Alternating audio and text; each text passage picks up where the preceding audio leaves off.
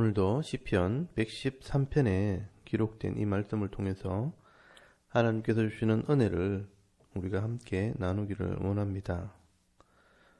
이 시편 113편은 여호와 하나님에 대한 찬송입니다. 이 시편 113편은 주로 유대인들이 절기 때 부르던 찬송으로 6월절이나 또 오순절이나 초막절에 하나님의 이름을 찬송할 때 불렀던 노래라고 합니다. 그 내용은 여호와 하나님, 언약하시고 또 자기 백성들을 도우시는 하나님을 찬송하라는 것입니다. 그래서 여러분 1절에 보시면 3번 찬송이 나옵니다.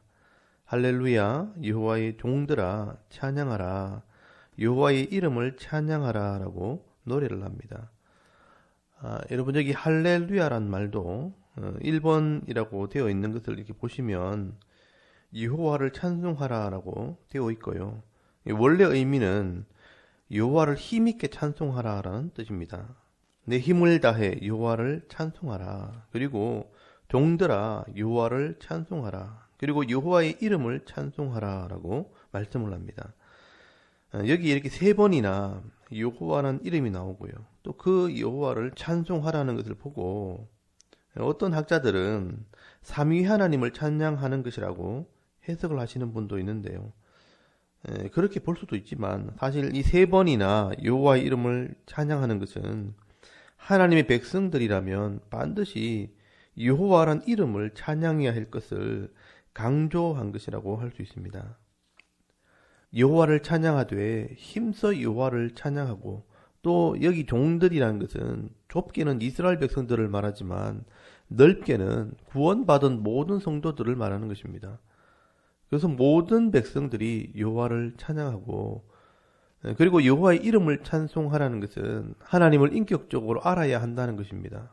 그의 이름을 찬송한다는 것은 하나님을 깊이 경험하고 알아야 한다는 것을 말씀하는 것입니다. 그래서 여호와가 어떤 분인지를 알고 또 그 하나님을 찬송하라는 것입니다.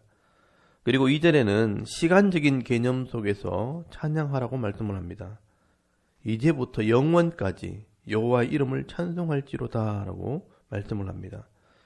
시간의 개념 속에서 지금부터 영원까지 내 전 생애를 걸쳐서 우리의 모든 후손들까지 다 하나님의 이름을 찬송하라는 것입니다. 그만큼 하나님께서는요, 영원히 존재하시는 하나님이시라는 겁니다. 그리고 3절에는 공간적인 개념에서 하나님을 찬송하라고 말씀을 합니다. 해 돋는 데서부터 해 지는 데까지 여호와의 이름이 찬양을 받으리로다 라고 말씀을 합니다. 여러분, 해 돋는 데서 해 지는 데까지면 이 땅에 있는 모든 것들이 다 하나님을 찬송하라는 것입니다. 지구가 둥글기 때문에 태양이 비치는 모든 곳에 있는 자들은 이 땅에 있는 모든 사람들을 의미하는 것입니다.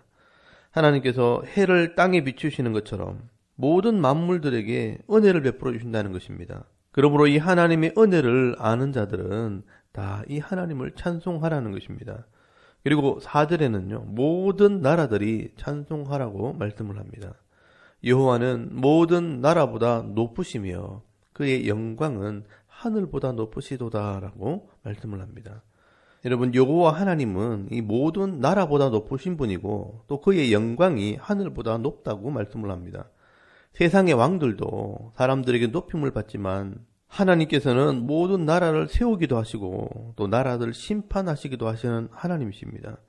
여러분, 한 나라의 왕이 바로 세워질 때 백성들이 복을 받기도 하고요. 또 한 나라의 왕이 잘못 세워지게 되면 나라가 망하기도 합니다. 그런데 그런 왕을 세우시고 또 나라를 다스리시는 분이 바로 하나님이시라는 겁니다. 그러므로 우리가 사람만 볼 것이 아니라 이렇게 나라의 일꾼을 세우시고 또 세계의 변화를 이끌어 가시는 분이 하나님이라는 것을 기억하고 그 하나님을 찬송할 때 하나님께서 반드시 그 나라와 그 민족에게 복을 주십니다. 그리고 여러분 5절에서 9절까지 말씀을 보시면 하나님이 하시는 일을 찬송하라고 말씀을 합니다. 5절에서 6절까지 말씀을 보시면 낮아짐으로 우리를 살피시는 그 하나님을 찬송하라고 말씀을 합니다. 여호와 우리 하나님과 같은 이가 누구리요? 높은 곳에 앉으셨으나 스스로 낮추사 천지를 살피시고라고 말씀을 합니다. 여러분 높은 곳에 앉으셨지만 스스로 낮아지셔서 천지를 살피시는 분이라고 말씀을 합니다. 하늘과 땅을 살피신다는 말이 하나님께서는 우리의 창조주가 되시기 때문에 창조하시고 그냥 버려두시는 것이 아니라 하나하나 둘러보신 분이라는 뜻입니다.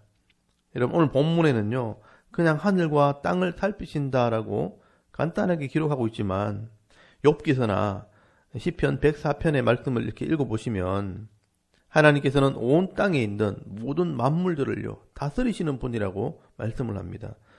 여러분 특별히 시편 19편 4절 말씀에 보시면 언어도 없고 말씀도 없으며 들리는 소리도 없으나 그의 소리가 온 땅에 통하고요 그 말씀이 세상 끝까지 이르도다라고 말씀을 합니다. 하나님께서는 만물들을 다스리시고 통치하시는데요, 언어도 없고 말씀도 없고 들리는 소리도 없는데 그 소리가 온 땅에 통하고 그의 말씀이 세상 끝까지 이르게 되어 있다라고 말씀을 하는 겁니다. 그리고 오늘 본문 9절에서 10절까지 말씀을 보시면 가난한 자들을 통해 일하시는 분이라고 말씀을 합니다. 가난한 자를 먼저 더미에서 일으키시며 궁핍한 자를 그럼 더미에서 들어 세워 지도자들 곧 그의 백성의 지도자들과 함께 세우시며 라고 말씀을 합니다.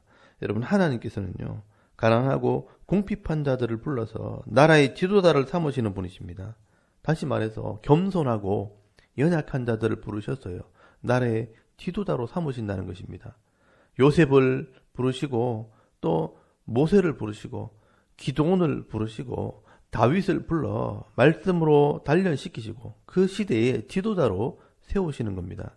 그리고 9절에 보시면요, 이 빛이 난 자들에게 은혜를 베푸십니다. 또 임신하지 못하던 여자를 집에 살게 하사 자녀들을 즐겁게 하는 어머니가 되게 하시는 도다. 할렐루야라고 말씀을 합니다.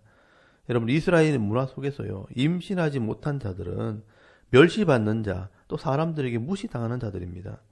이스라엘 사회 속에서 여자도 수에 치이지 않을 정도로 비천한 자들인데 그 여자들 중에서 임신하지 못하는 자들은 여자들 중에서도 조롱당하는 사람들입니다.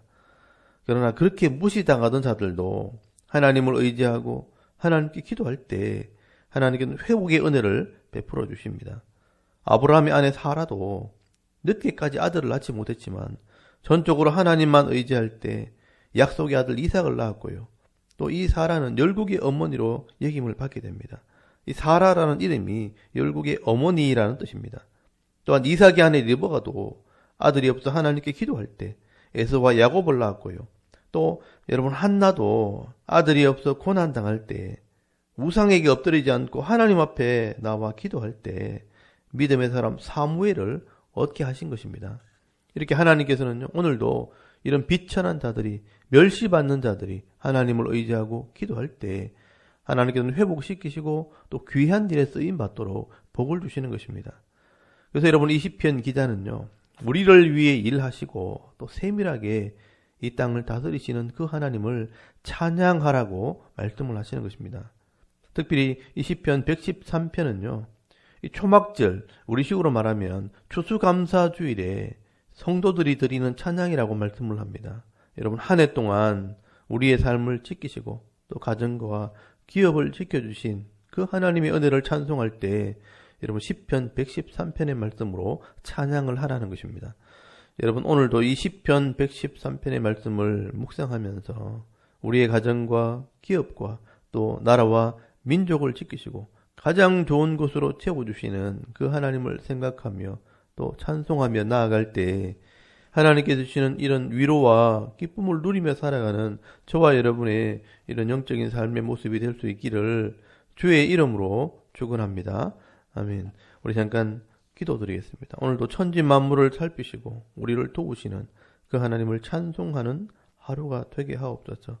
또 나라와 민족과 섬기는 교회와 우리 가정과 자녀들을 위해서 또 개인의 기도 제목을 따라 기도하고 오늘 하루 삶을 시작하기를 바랍니다. 다 같이 하나님께 한번 기도드리겠습니다. 살아계신 하나님, 은혜를 감사합니다. 오늘도